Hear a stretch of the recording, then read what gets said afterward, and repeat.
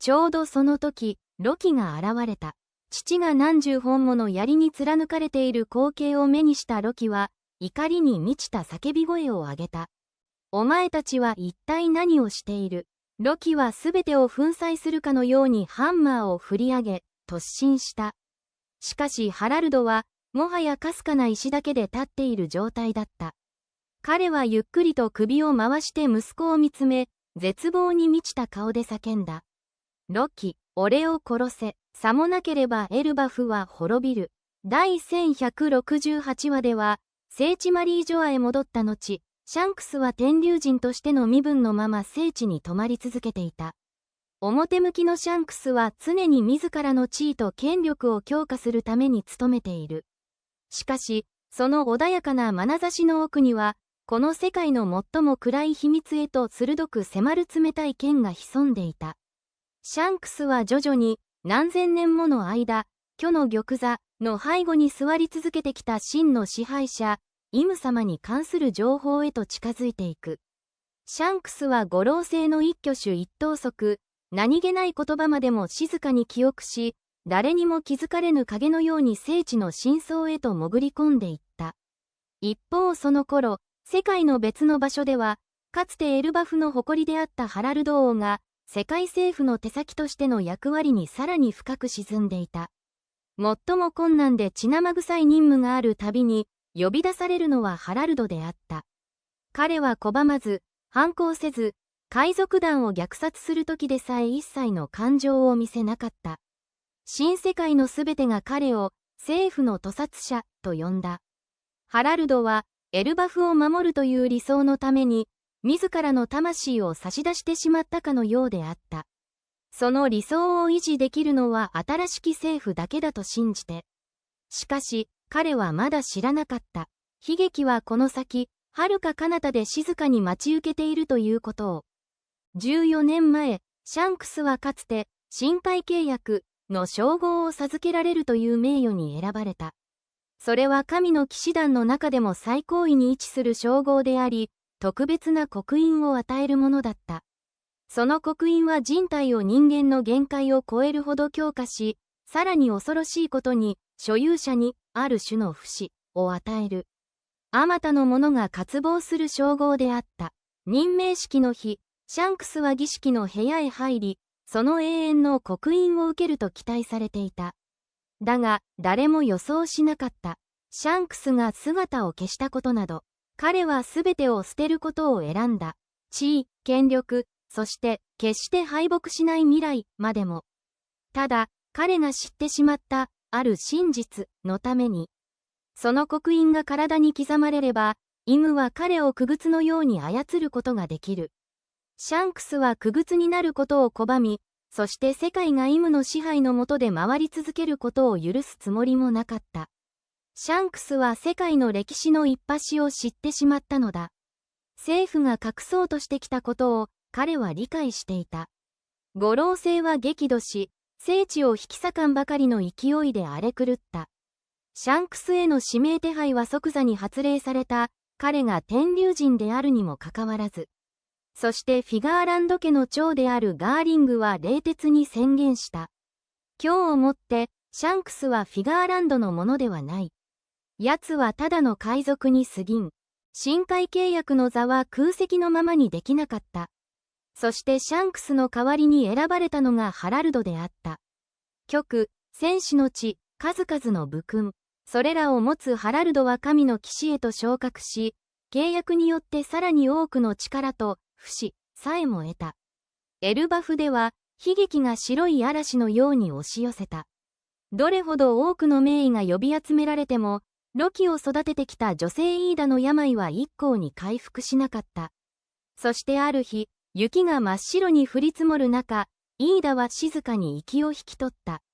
ハラルドとハイルディンは彼女の亡骸の前に立ち、かつて海を震え上がらせた巨大な戦士たちは、迷子の子供のように静かに涙を流していた。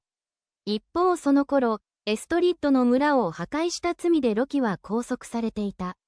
イーダの死を聞いたロキは、もう叫び声を上げることもなく、ただ暗闇の中に座り込んだ。涙が重く、冷たい石床に落ちていく。母さん、ロキは震える声でそうつぶやいた。これほど深い絶望に沈んだことは、かつて一度もなかった。間もなくして、イム様はハラルドに極秘の命令を下した。